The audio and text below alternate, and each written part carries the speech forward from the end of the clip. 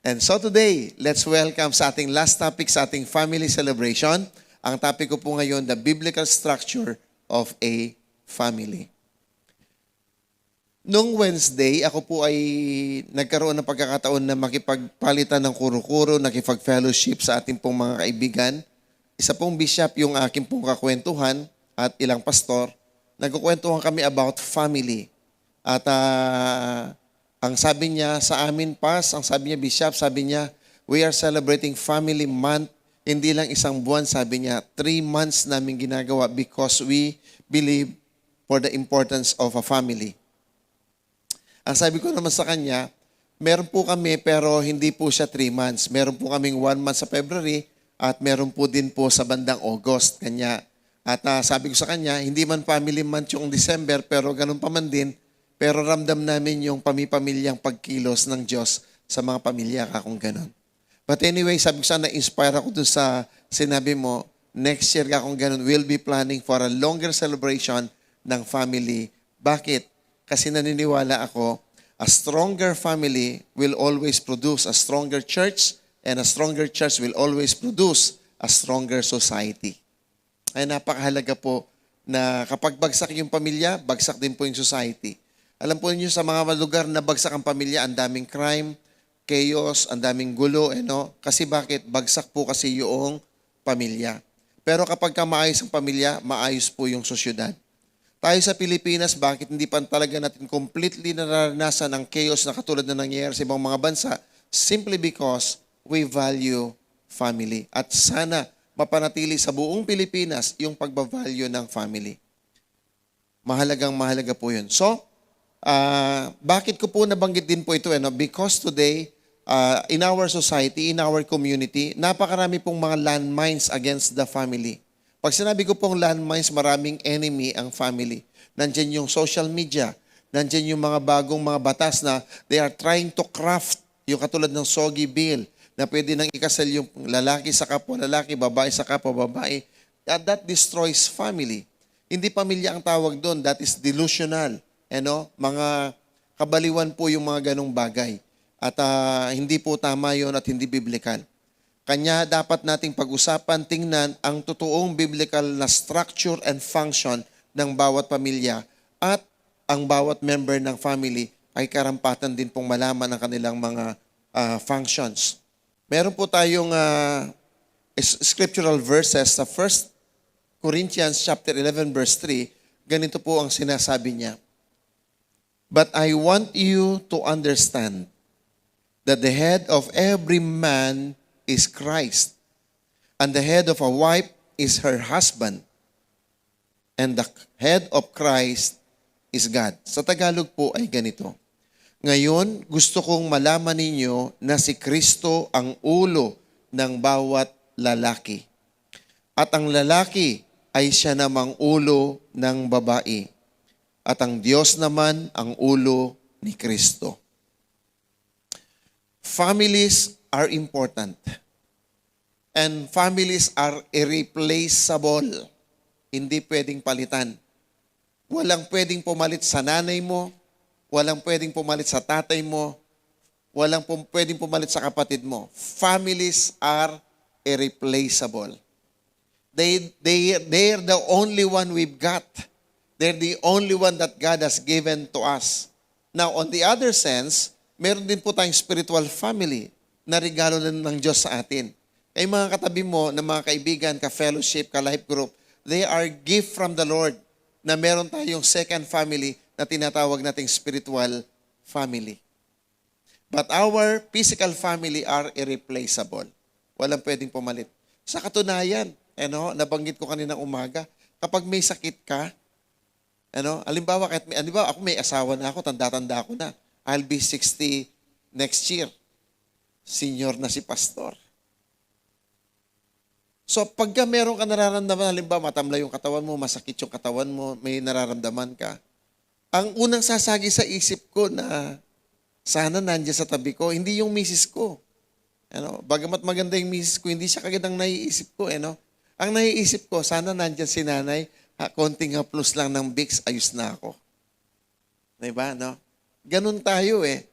So kahit tumanda na ako, pag meron akong masamang nararamdaman sa katawan, ang unang sumasagi, pero hindi ko naman sinasabi kay Pastora Gwen, baka sabihin niya, nandito naman ako, sino pang iniisip mo. Pero ngayon, alam na niya ngayon kasi nabanggit ko sa preaching. Hindi po ba?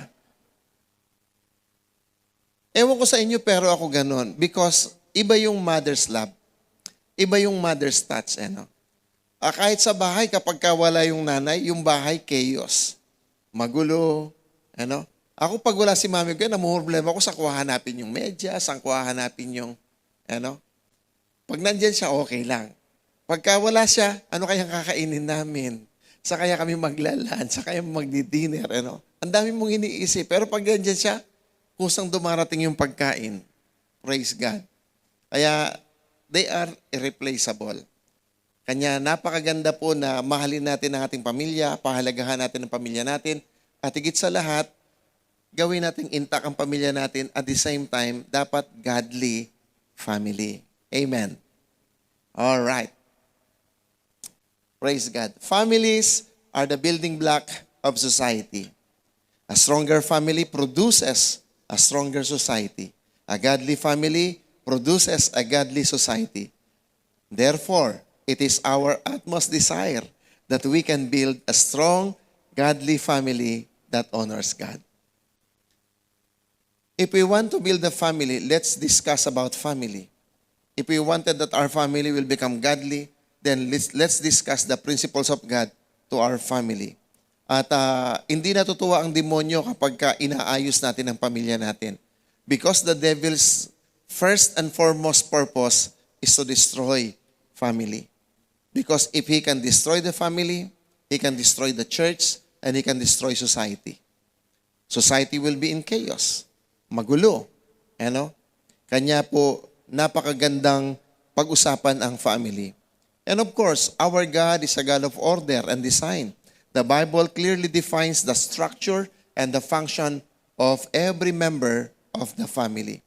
Sa bawat pamilya po, meron tayong kanya-kanyang role.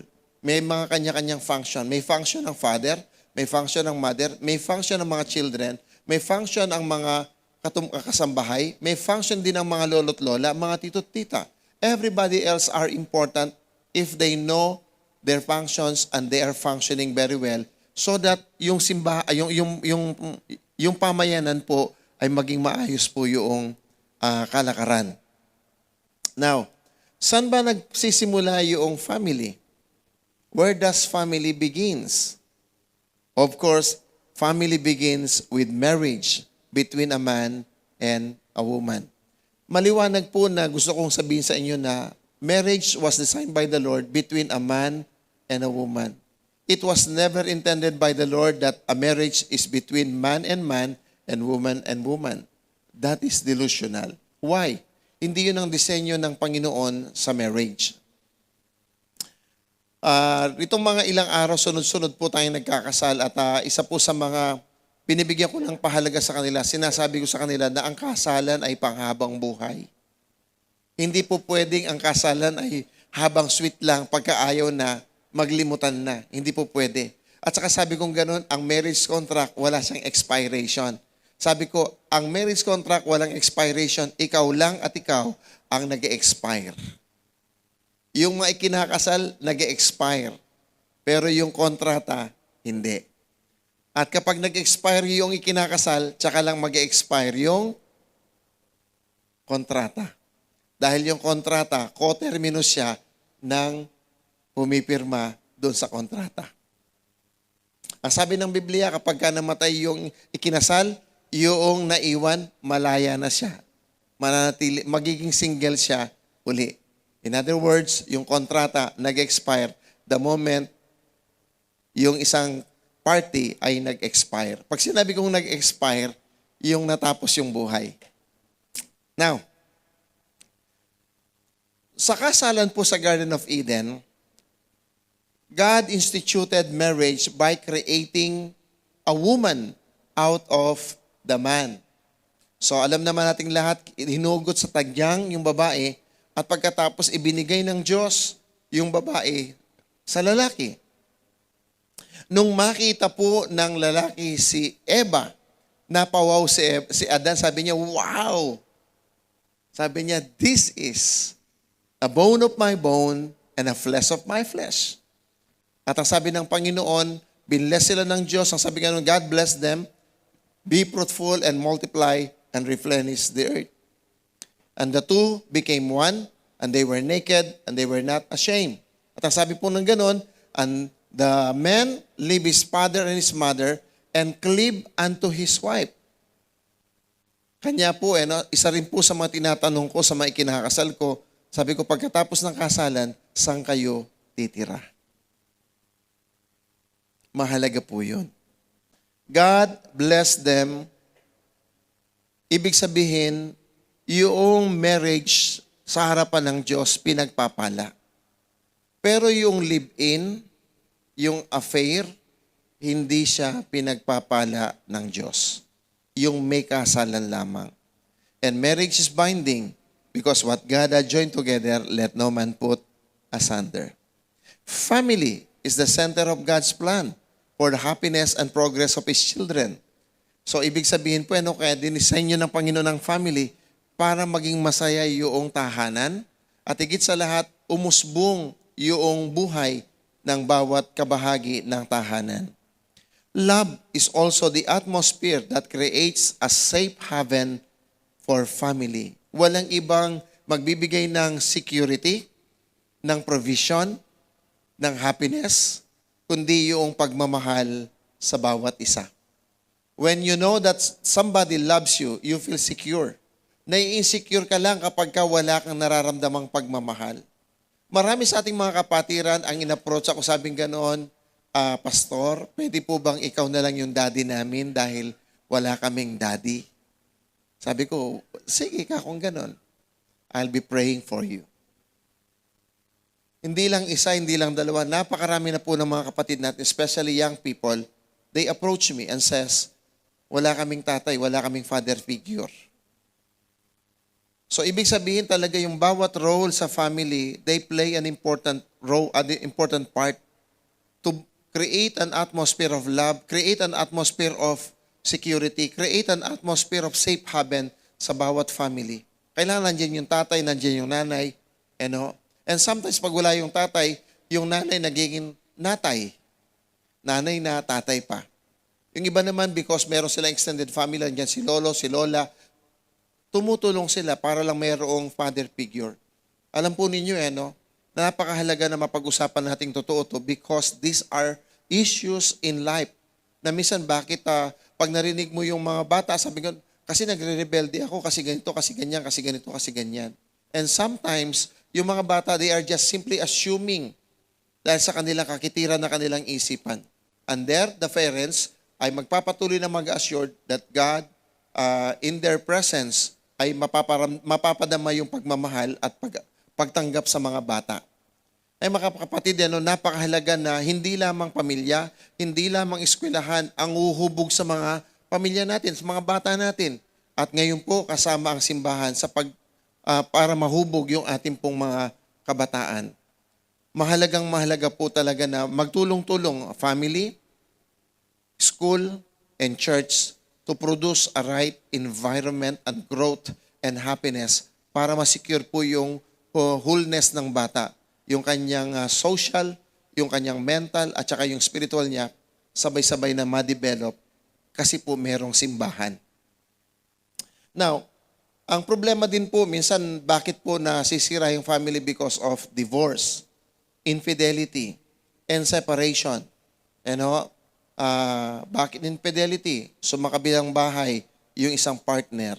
At minsan po, hindi lang naman yung lalaki ang nangangaliwa. Minsan may mga issue din naman na, o mga times na yung babae yung nangangaliwa, naiiwan yung family sa lalaki, o kaya naman naiiwan yung family sa babae. Both sides. At nasisira yung family. Ganon din po yung separation. Now, kanina umaga na-discuss ko, what's the difference between divorce and annulment? Alam niyo po ba ang kaibahan ng divorce sa annulment?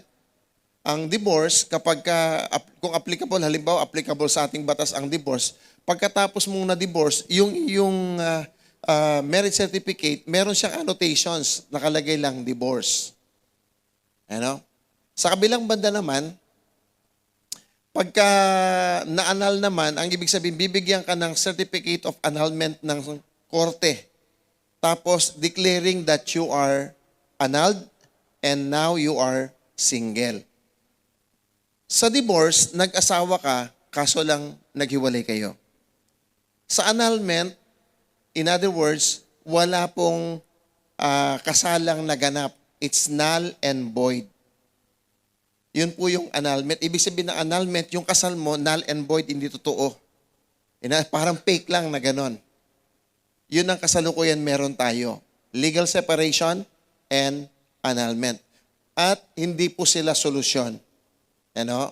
Ang ibig sabihin, yung mga nagkukumukuha ng annulment, kumukuha ng legal separation, hindi sila naging mature sa kanilang relationship. Naging makasarili sila. Ang punot dulo ng kaguluhan sa family, yung paghihiwalay, yung divorce, at saka yung annulment, ang pinagmumulan nun, selfishness and immaturity. Those are the primary issues. Kanya lamang, nilalagyan nila ng term na psychological incapacity para lang maging acceptable sa korte. Pero yun talaga yung punot dulo, yung selfishness at saka yung immaturity. Gusto nila, yung sarili lang nila ang napagbibigyan. And this destroys family. And the destruction of the family equates to disintegration of society. Listen, when you destroy family, you disintegrate society. When a family is dysfunctional, then we will have a dysfunctional society. And these are the cases bakit minsan napakagulo ng pamayanan. At ito rin ang dahilan bakit naghihirap ang sambayanan. Because of irresponsibility. Family, on the other hand, is God's masterpiece. A creation of God, but the enemy is not happy. And so therefore, the enemy has a single purpose, and that is to destroy the God-designed marriage by introducing a counterfeit marriage, or I call them delusional marriage. Now, as I go further, I would like to introduce to you different categories ng structure ng family. Meron po tayo dito. Unang-una, tinatawag nating nucleus family. Pag sinabi kong nucleus family, ito po yung mag-asawa, tapos nagkaroon sila ng anak, at hindi naghiwalay, sila'y nanatili. Katulad halimbawa, kanina yung illustration ko, si Pastor Lester at saka si Pastora Poby, ikinasal sila 4 years ago.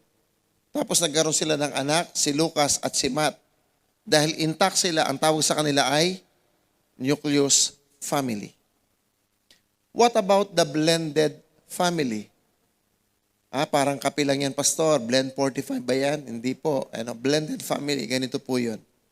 Blended family is, yung lalaki may dating pamilya, namatay yung kanyang partner, yung kanyang asawa, naging balo siya. Pero may anak siya. Sa kabilang banda naman, yung kabilang side naman, balo din, at namatay din dahil namatay yung asawa, may anak din. So nagtagpo sila, nagkainlaban, nagpakasal, nagkaanak. So may anak sila dito, may anak dito, at may anak sa pagsasama. So merong 3 uri ng anak. Pero nagsasamang mabuti. Ang tawag sa kanila, blended family. Pwede rin naman pong isang part lang. Halimbawa, yung lalaki na balo, may anak, tapos nakamit siya ng dalaga na walang anak, nagkaanak sila dahil meron pang part na hindi naman talaga niya anak, stepson or stepdaughter, ang tawag sa kanila pa din ay blended family. What about adoptive family? Adoptive family ay yung nanay at saka tatay nag-asawa, pero walang mga anak. Dumating yung panahon na gusto nilang magkapamilya. Because without children, there is no family. Without marriage, there is no family. What makes a family? There must be a father and a mother and children. So, ang gagawin nila, mag-a-adapt sila so that they will become a family. At ang tawag natin doon ay adoptive family. What about yung isa? Yung single parenthood. Marami po niyan. Ano? Marami po akong naging counseling din sa ating simbahan na lumapit sa akin, Pas, magulo yung buhay namin, kaya iniwan ako ng nanay ko sa lola at mga tito ko, tapos yung tito ko, ginalaw ako. Nagsumbong ako pa yung pinagalitan. Wala na akong ibang matakbuhan kundi ang simbahan. Magpapakamatay na lang yata ako. Kung kayo po yung pastor, ganyan yung mga naririnig nyo, makakatulog ba kayo? Di po ba, no? Ang hirap. Pero, totoong nangyayari sa buhay-buhay. Kaya, mga kapatid, mga kadalagahan, mga binata, please be very careful. Don't give into the pressure unless they have given you marriage certificate and a ring. Sabi sa akin, maghintay ka. Time will come. Bakit? Halimbawa, sasabi, namanhi ka na sila, pastor, pwede na siguro. Halimbawa, meron po akong kakilala sa San Fernando. Namanhikan na, nagtabi sila, hindi pa dumarating yung kasalan, nagkalaman yung kanilang pagtatabi, bago dumating yung kasalan, na-aksidente si lalaki, namatay. Hindi lang yun, yung isa kasama ko pa sa office.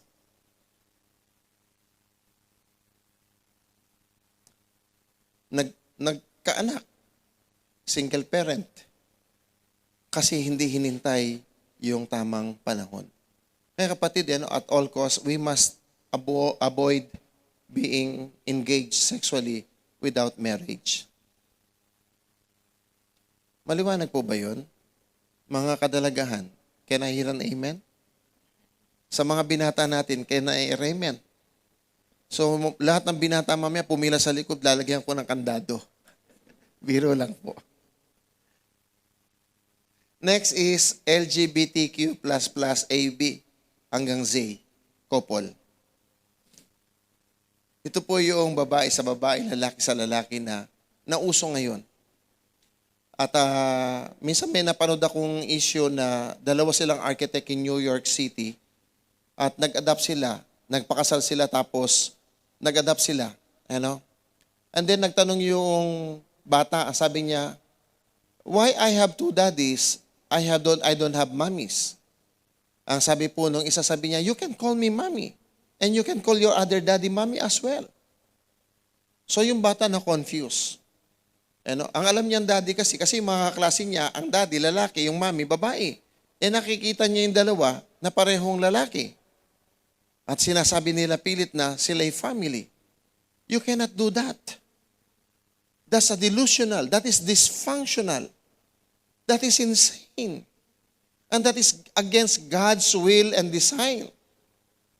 At dapat tayo pong mga naririto ay gawin nating sagrado ang pamilya. Banal ang pamilya. Dapat nating pahalagahan ang pamilya. Kasi pag hindi, mawawasak. So, ito pong dysfunctional na pamilyang ito po yung ini-introduce ni Satan para wasakin yung pamilya. Birihin niyo pa paano mag-propagate yung dalawa, parehong lalaki. Alam niyo ba sa Amerika ngayon, tinuturo nila sa mga bata that men can be pregnant as well, that men can be mothers as well. That's crazy. Subukan yung manood ng mga balita. Lalo na sa pag CNN, MSNBC at saka yung ABC, yung kanila pong mga balita out of this world. But ako po nanonood ako simply because I have to get informed. Minsan po meron tayong bisita rito yung mga Amerikano at saka yung mga kaibigan natin. Tapos nagkukwentuhan kami. Tapos sabi niya, why are you so well informed about US? Sabi sa kanya, I am so concerned about US simply because US is the only ally of Israel. And if US turns its back on Israel, then it will be the rapture of the church. So that's why I am so conscious in informing myself about what is happening in the US and in Israel. Sabi niya, so you're a prophecy guy. Sabi ko, no, I'm not a prophecy. I'm a student of the prophecy in the Bible and I'm watching them carefully. Because I'm a pastor, I need to inform the people of God in my church. Can I hear an amen? So, ito po'y pangwasak ng demonyo. Kaya meron akong nilagay na note, we need to pray, protect, and preserve the family at all cost because it is God's masterpiece. At all cost. We will fight for it. We will pray for it. In Genesis chapter 2 verse 24, ito po yung binabanggit ko sa inyo kanina. Kabahagi ng pagpapamilya, bumukod ka. Kasi pag hindi ka bumukod, ibig sabihin yung tatay mo, nasa bahay niya, siya yung ulo, at nakisilong ka, ulo ka din ng pamilya mo. Sa loob ng isang bahay, may dalawang ulo. Anong mangyayari? So, susubukan mo maging ulo. Pero under ka sa isang ulo, sasabihin niya, hindi ganyan. So, you cannot implement what you wanted in life. Kaya may kinakasal ko, sabi sa kanila, andyang malatiya mo, magbukod kayo. Para ano?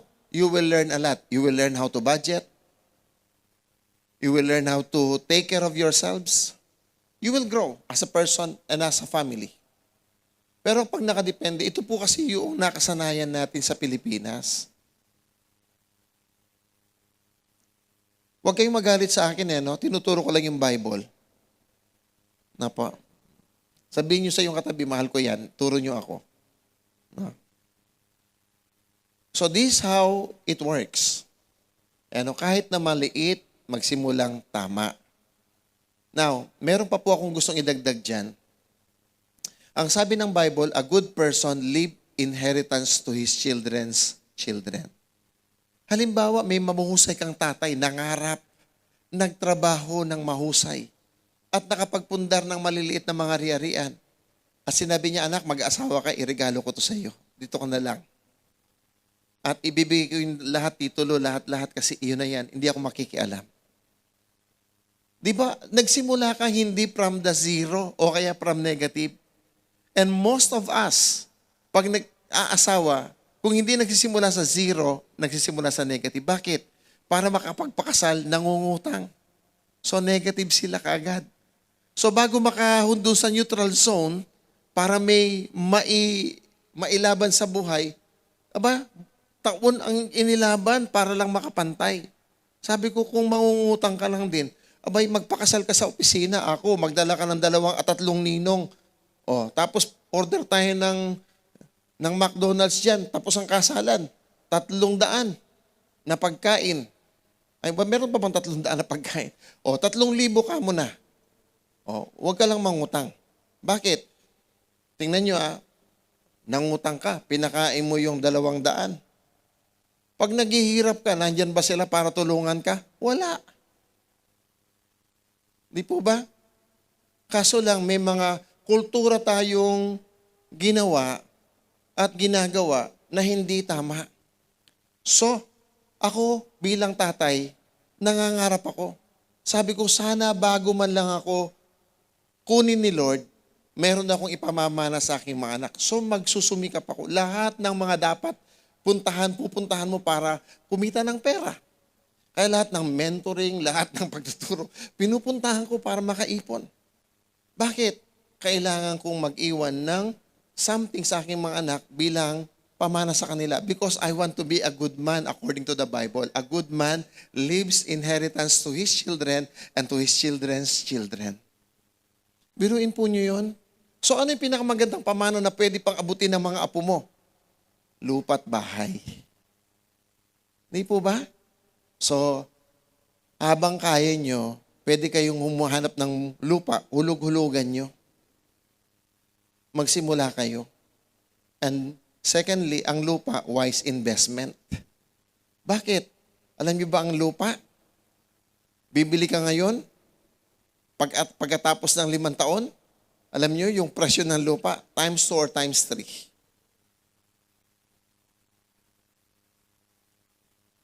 Minsan may investment ka, no? Halimbawa, may isang investment, bumili siya ng lupa, 180,000 lang. After 10 years, alam niyo magkano yung lupa, presyo ngayon? mahigit 2 milyon. Investment. So, ganun po yun mga kapatid. No? So, dito napakahalaga ng family. Pastor, kasama ba yun sa pagpupundar ng pamilya natin? Yes. It's part of planning. It's part of saving. It's part of providing a good haven for our families. Pastor, hindi pa namin abot yan. Kahit hindi pa abot ngayon. Kapatid, I have a good news. Ngayon lang, nagsisimula tayo. Pero isang araw, magigising tayo. Tutulungan tayo ng Diyos. Bibigyan tayo ng Diyos ng dunong. Bibigyan tayo ng Diyos ng kakayahan. One day, we can provide for our family. Amen. Hallelujah. I believe with all my heart because God is in control of our lives. And when we trust Him, hallelujah, God will supply all our needs according to His riches and glory by Christ Jesus. Hallelujah. So, that's family. You start in a marriage, you protect, and then you provide so that meron kang iiwanan sa family. How awesome. Di po ba, no? Hallelujah. Biblical ba yung may iiwanan? Yes. The Bible says, a good man leave inheritance to his children and to his children's children. Now, tingnan natin, bilisan ko ng konti, the biblical structure of a family. Ganito po yung structure ng family natin. Christ, husband, wife, children. Yung husband, ang kanyang role is to protect the family, lead the family, provide the family. And one thing more, dahil Christian tayo, he is the priest of the family. Pangalawa, yung wife. Yung wife, nagbibigay ng comfort. Kaya nga sabi ko sa inyo, kapag may sakit ka, ang pinakamahinam na aplos kay nanay. Diba? Lalagyan ka lang ng konting Vicks sa tiyan. May lakona ka masakit. Ganyan po yung mga nanay natin. They are the one who teaches. They are the one who nurture. Tayo naman mga children, sino po yung children dito? Taas ang kamay. All the children. Ano? Yan, ikaw, hindi ka children? I have a good news. Ay, bad news pala. If you're not a children, sabi na nga po ko, ay, nuko, ana, pinulot da ka mo, kentak lang damulag. Di po ba? Kasabihan ng matatanda. Children, ang kanilang dalawang main role in the family is, number 1, love the parents or honor the parents. And secondly is obey the parents. And of course, yung mga children, dapat po ay meron silang gagawin din. Study harder.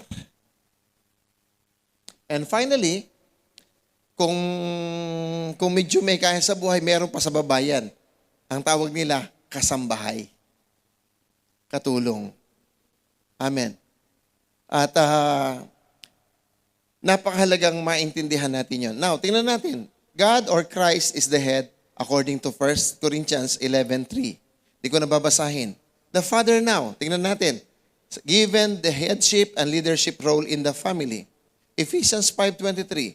For ESB, for the husband is the head of the wife, even as Christ is the head of the church, his body, and he himself its Savior. Now, let us be careful in understanding the definition of headship of the husband as it is compared in the headship of Christ to the church. Ang sabi po ng Ephesians 5:22, submit yourself to your husband. Pagkatapos pagdating sa bandang dulong, sabi niya, husband, love your wife as Christ loved the church and gave Himself for the church. So ang utos po sa babae, mag-submit. Ang utos sa lalaki, mahalin ng todo-todo ang babae. Katulad ni Kristo, minahal niya ang simbahan at ibinigay ang kanyang buhay para sa simbahan. At tayong mga lalaki, dapat ganun din. We will love our wives, kanya-kanyang wife, as we love ourselves. Sabi ng Bible, the way you treat yourself, the way you treat your wife as well. If you love yourself, then you have to love your wife. Ganun po yung sinasabi ng Bible. Now, so therefore, headship can function only in the context of love. Ano? Pag walang love, may rebellion.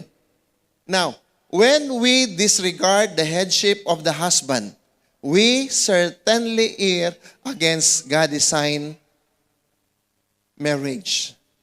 So sa makatuwid, hindi pwedeng baliin yung disenyo ng Panginoon. Pastor, kahit ba malaki ang sweldo ng babae, kahit ba siya yung boss ng opisina, sa opisina boss siya, pero pagdating sa bahay, mag-submit siya sa asawa. Sabi mo sa tabi, amen, amen, amen, amen, amen. Tama po ba, mga kapatid? Yung pagiging boss, hanggang opisina lang. Pagdating sa bahay, iba struktura.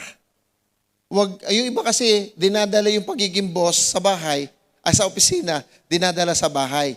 Kaya pagdating sa bahay, akala mo, boss pa rin sila. Nakalimutan nila na sa loob na pamamahay, walang ibang boss, kundi si Lord lang.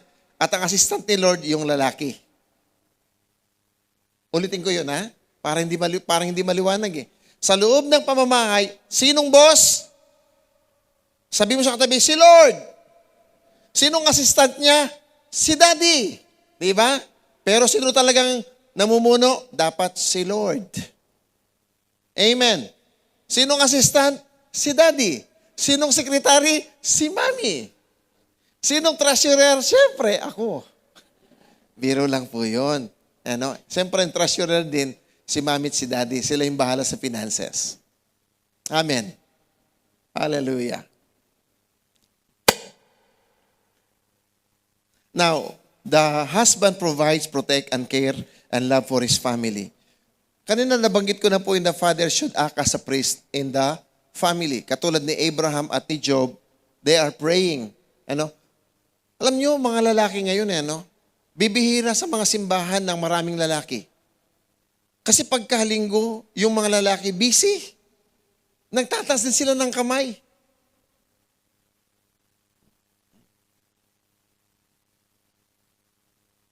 Kaso lang, ang sinisigaw nila hindi praise the Lord.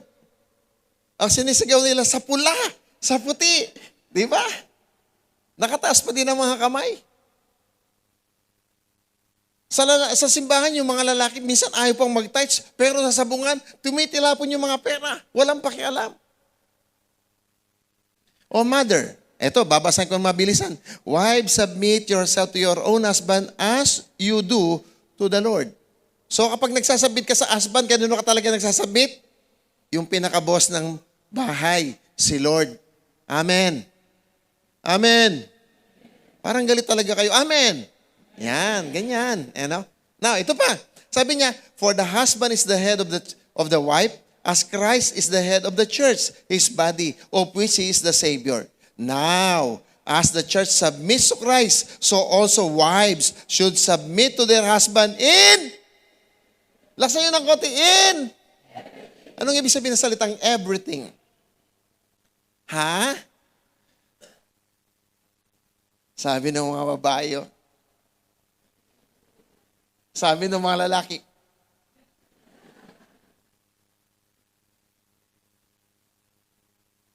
pero mga lalaki, sabi ganun, love your wife as Christ loved the church and gave himself. Ibig sabihin, kapag babarilin yung babae, sasaluin mo yung bala. You will catch a bullet for your wife. You have to protect, provide, and care, and love your family. Amen. Sarap pag-usapan yung pamilya, no? Hallelujah. Oh, ito na po. 1 Peter chapter 3, verse 1 to 7. Wives, in the same way, submit yourself to your own husband, so that if any of them do not believe the word, they may be won over without words by the behavior of their wives. Sabi nga nun, halimbawa sa tahanan, hindi pa born again yung lalaki. Ang sabi ng Biblia, mga babae, magpasakop kayo at magkaroon ng magandang asal. Baka sakaling mawin sila without even saying a word. Ito pa, when they see your purity and reverence of your lives, your beauty should not come from outward adornment, such as elaborate hairstyles and wearing of gold jewelry or fine clothes. Rather, it should be that of your inner self, the unfading beauty of a gentle and quiet spirit, which is of great worth in God's sight. For this is the way the holy women of the past who put their hope in God used to adorn themselves. They submitted themselves to their own husband. Sabi niya, ang talagang magandang gawin nyo, wag lang yung magpaganda, ang tawag kasi pag nag-stretch yung buhok, Ay, reband. Ano? Huwag lang basta magpa-reband, magpalagay ng mga ganyan-ganyan, huwag magpa-inject ng gluta-gluta. Ano? Sabi niya, ang unahin nyo, pagandahin nyo yung puso nyo, ang asal nyo. Ano? Tsaka na lang yun, sabi ganun, pero dapat maganda asal. Pinaganda mo nga yung buhok mo, pinaganda mo yung katiskin mo, nagpagluta ka. Ang sama-sama naman ng ugali mo. Tingin pa lang, mukha ka ng bruha. Eh di pa, paano yung pamilya mo? Di ba? Kawawa naman.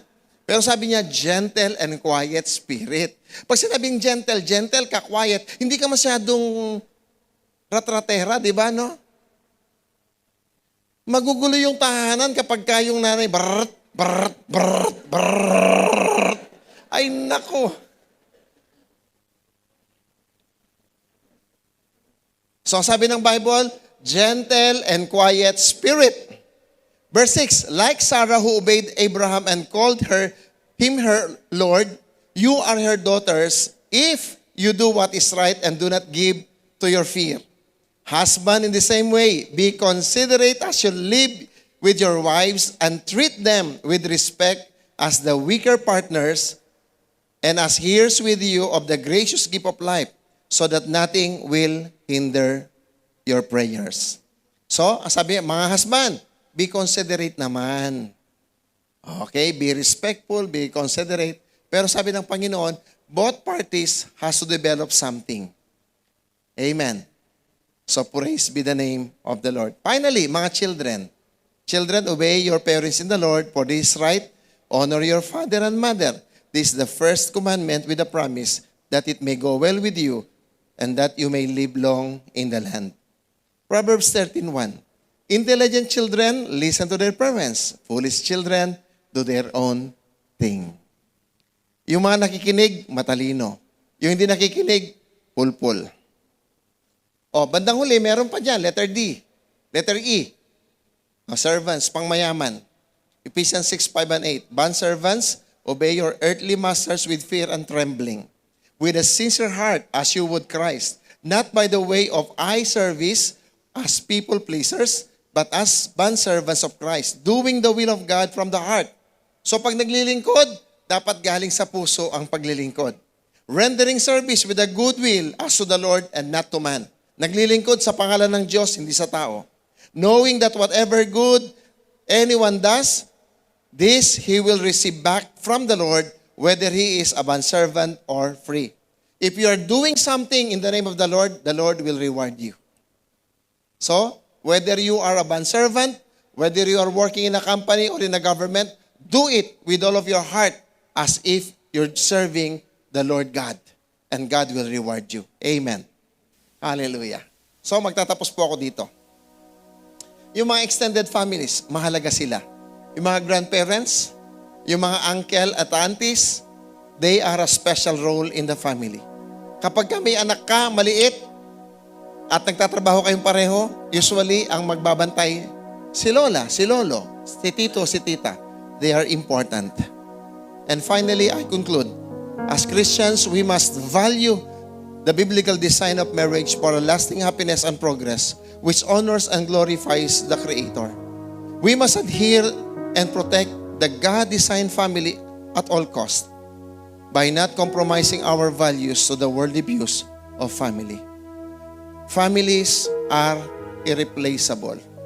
Love your families, protect your families, pray for your families that there will be revival. Bakit po? They're the only one we have. And they're the only one we've got, our family. Amen. Thank you for joining us. If you enjoyed this message, take a minute to like and share this video and page and subscribe to our YouTube channel. Also, mention your friends and loved ones.